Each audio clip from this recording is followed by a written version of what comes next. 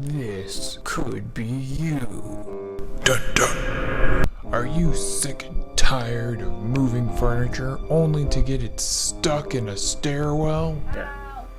Stop the madness. Hello, I'm Beth the Builder. Have you ever been trying to move a box spring and it's just too big and your stairs or hallway are just too narrow? Well, with any handy dandy saw, your box spring problems will be over.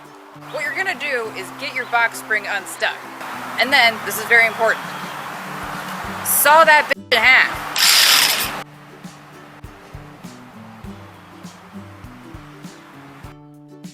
Any saw can be a handy saw.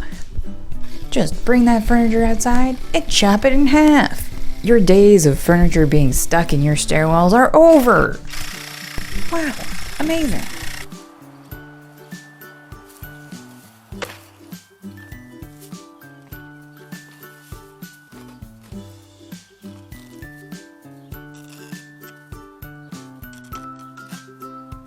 You too can be like Beth the Builder and get yourself any saw and then watch your furniture moving problems disappear.